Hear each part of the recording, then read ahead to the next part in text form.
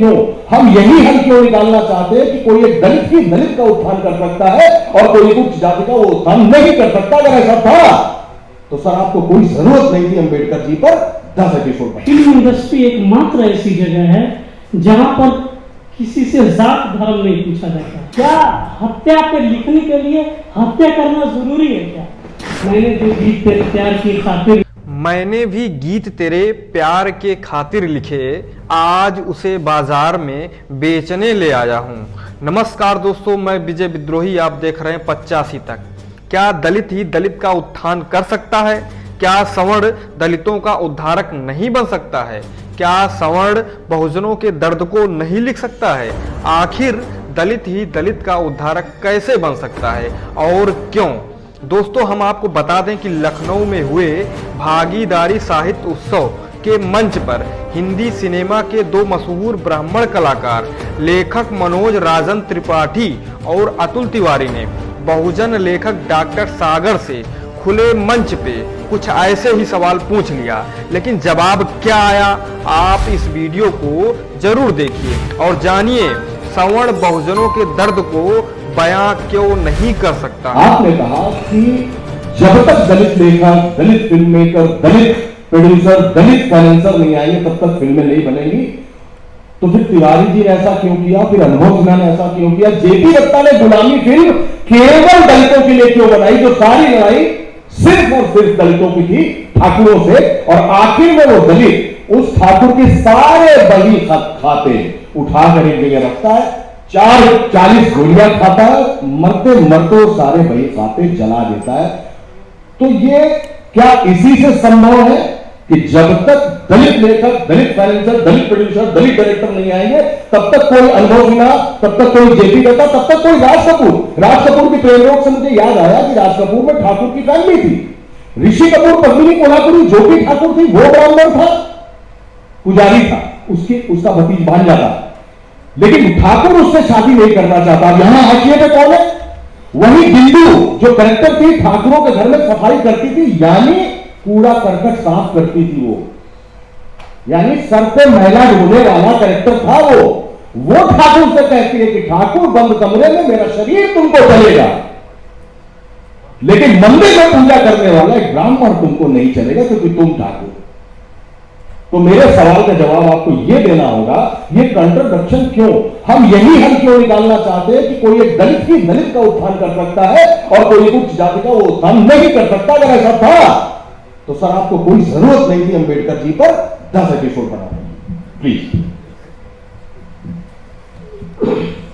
जी, इसको इस तरह से समझा जा सकता है कि देखिए, भारत में जो हालात रहे हैं दलितों के, सदियों से जो रहे, तो इस दलितों के लिए तमाम लोग काम करते रहे, तमाम अपर कास्ट। ऐसा नहीं है कि अकेले किसी दलित ने लड़ा, शुरू से अपर कास्ट लड़ता रहा है, लेकिन इसकी तस्वीर सचमुच में बदली किसी।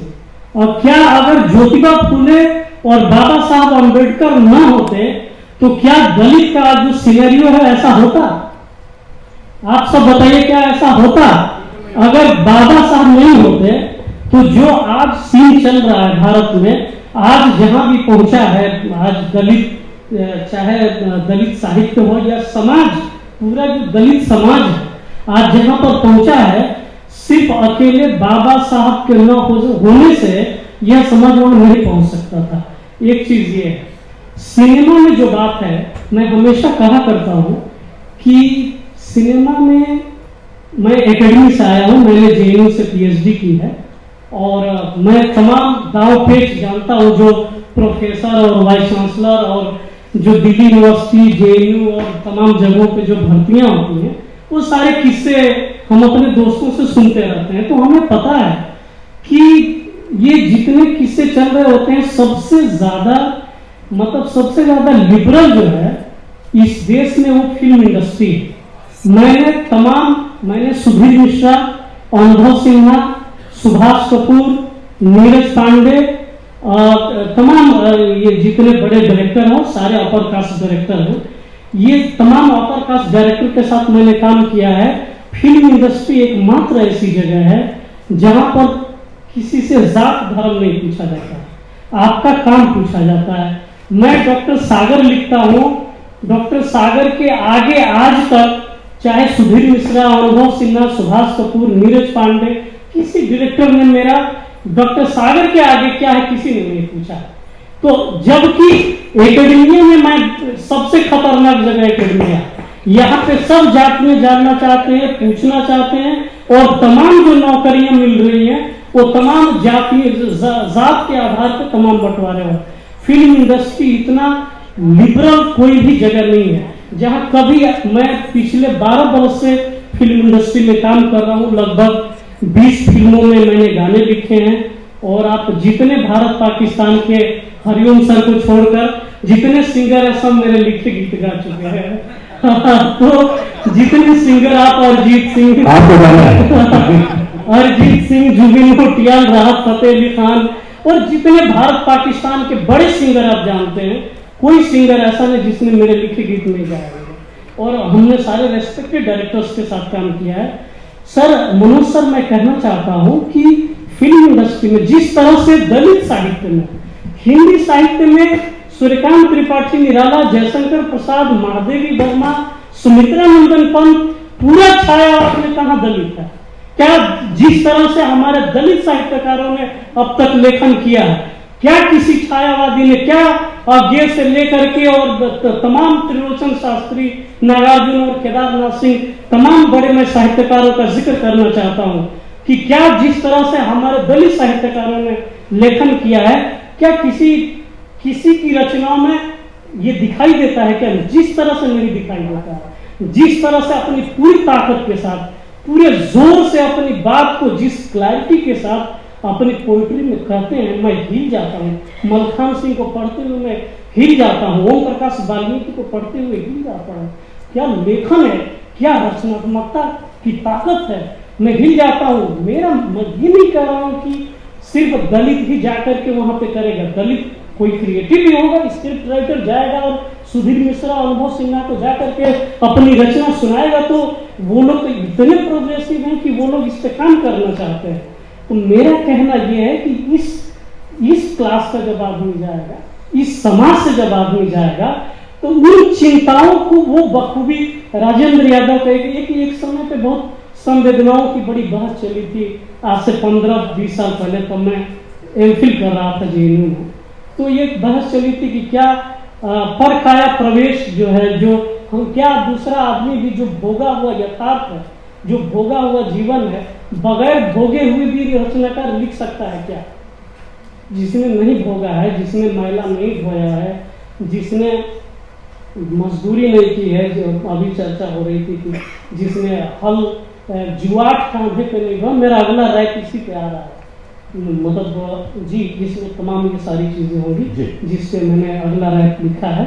तो ये सारी चीजें जो जुआट ढोता है, क्या एक आदमी जो खाता पीता आदमी जो वो क्या उस बात को लेके आएगा?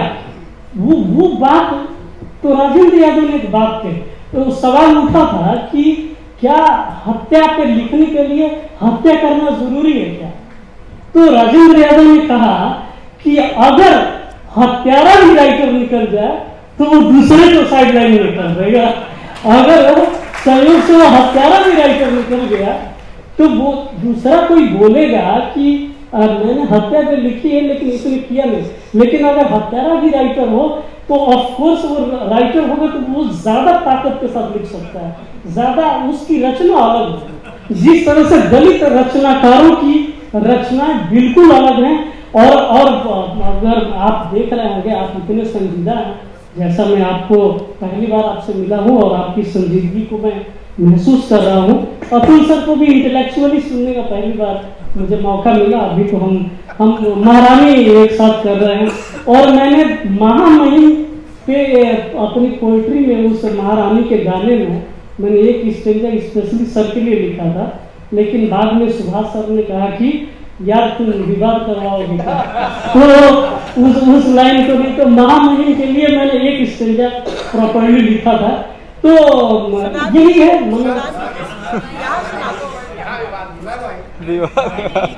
वो पोइट्री वो एक्चुअली उस पर बंदिश लग गई।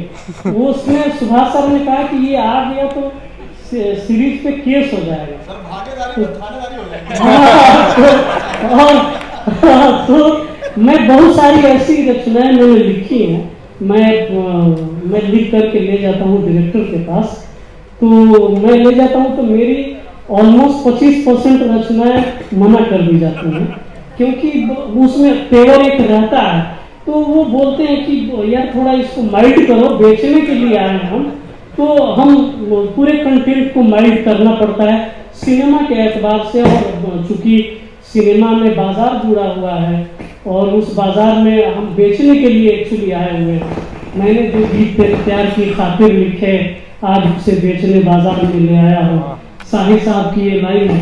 तो सिनेमा है और सिनेमा में बाजार है, तो हम उसी एतबार से देखते हैं। लेकिन मेरी पूरी कोशिश रहती है सिनेमा में कि कम से कम साहिब साहब ने जहां अपनी बात रखी, जहां शैलेंद्र ने अपनी बात रखी, जहां मजरू साहब ने अपनी बात रखी, हम उसके 25% भी अगर सिनेमा में अपनी बात रख देते हैं तो हम अपने को एक कामयाब गीतकार मान लेंगे। मैंने अपनी पीएचडी भी साहिब विद्यालय को ही समर्पित की है और मैंने अपनी पीएचडी की शुरुआत भी उसी से की थी। औरत ने जन्म दिया मर्दों को, मर्दों ने उसे बाजार दिया। तो इसी के साथ बहुत शुक्रिया। मैं डॉक्टर